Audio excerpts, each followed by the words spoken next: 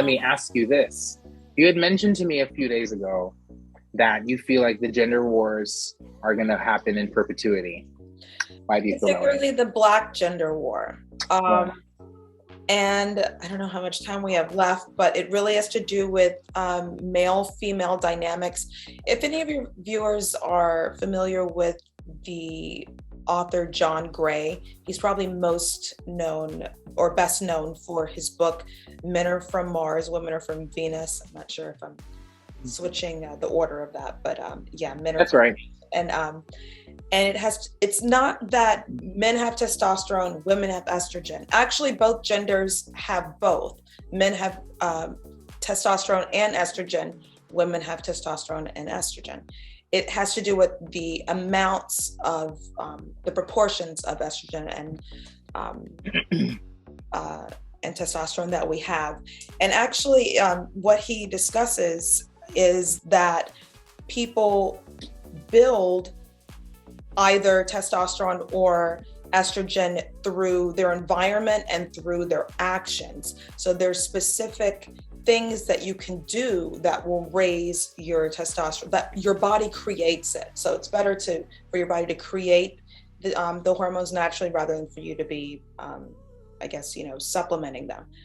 But so one of the things that Kevin Samuels talks about, I'm not saying that he's right, but his rhetoric reflects male-female dynamic in that he perceived women to be being masculine because they were having a degree, pursuing jobs, whatnot. It's actually not necessarily, masculine or feminine, but it turns out that achieving things, oh no, we only have 10 minutes. It turns out that working hard to achieve something and earning things is what makes testosterone go up. So that's why men feel manly and masculine when they do things, they achieve things, they earn a woman, or they, pursue the woman and get her. For women, women need to feel like they deserve things. It's almost like women need to feel relaxed and entitled. And when they do that, that creates estrogen for women. So it's actually kind of interesting that how he perceives women or how he perceives masculinity isn't necessarily a woman being masculine, but it's just that she's producing testosterone for herself when she works or earns things. But also men do the same thing. They create testosterone when they work and earn and achieve and whatnot. It's kind of a perception thing from his point of view. Why I say the gender war will persist for Black people is because if women right now, because of situations where maybe they have children, or they come from an environment or a family where they had to earn money and earn their own way, then they will continue being testosterone for themselves. Women will never have so much that they become a man or something like that, but they will just have like a slight imbalance of estrogen and testosterone, and they'll just kind of be in their, I don't want to say in their masculine. Having too much testosterone for a woman manifests itself in like stress, anxiety, busyness. Can you think of like something else? I think I might have mentioned something about anxiety, busyness. And the inability to love or to bond. Bonding is something that women need to do to actually raise their estrogen. Men can bond too, and when men bond, it raises their estrogen, and then they withdraw so that they can build back their testosterone, which is kind of an interesting concept. So as long as women need to be able to earn instead of deserving and being entitled, then they will always be perceived by men to be being masculine.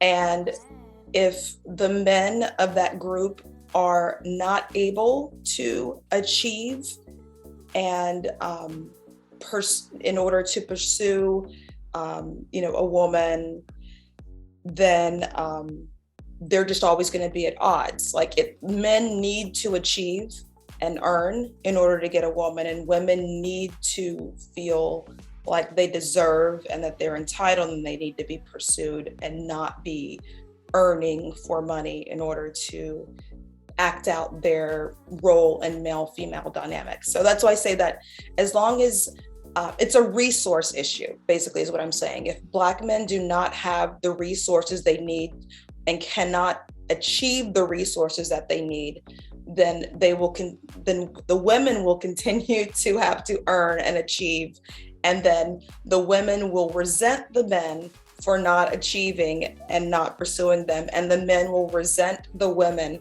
for achieving because they think that is what they are supposed to do, which it is what they're supposed to be doing. But they will continue to resent the women and not find them feminine, and the war will just continue. I don't know if I was able to pick up what you're putting down. So my question then is, as we advance as a society, where people are entitled to being more independent and people are entitled to more self-actualization, I don't see a society where we will retrogress to a place where it's like men are supposed to do the work like this and women are supposed to behave like this. I don't think that's going to happen.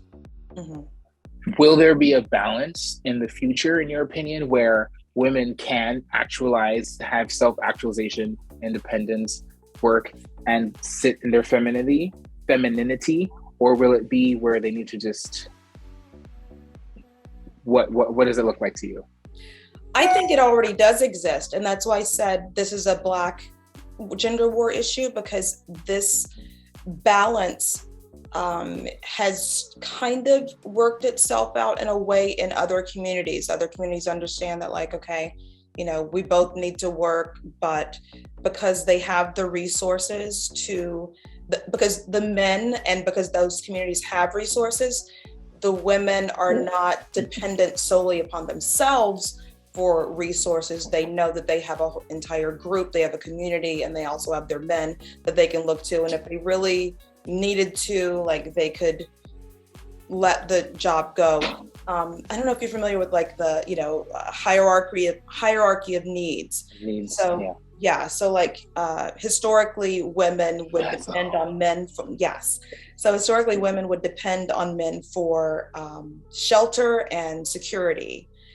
And so once you have those two things covered, you don't necessarily need them, but don't technically women still need to depend on men for like that, those two things that you just mentioned still? Don't they still kind of need men for that? They do.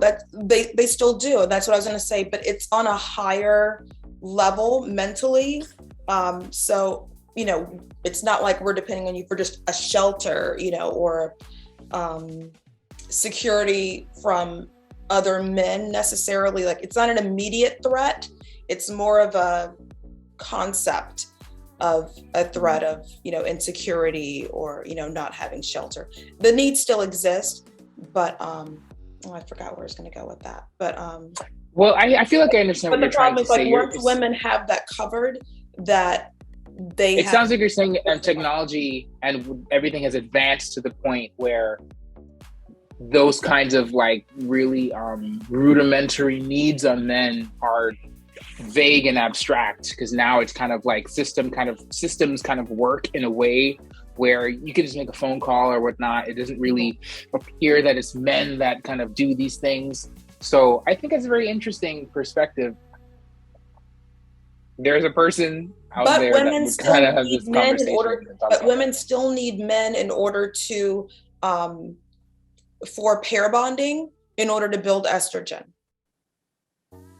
And we can continue this on another day, but it's very interesting that men need women to bring their testosterone down when it gets too high, and that women need men and children also. They need bonding between like peers, they need bonding with like a nurturing, and then they need bonding with men in order to raise their estrogen. And that's why, like, when they're working, it does fulfill a need on the hierarchy of like self-fulfillment and empowerment and so forth, but it doesn't fulfill a biological need to balance their estrogen.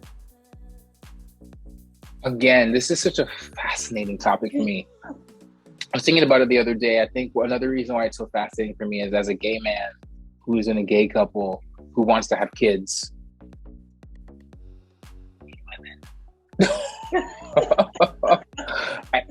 There's no, unless I adopt, there's no getting around this. And that adopted child came from the womb of a woman.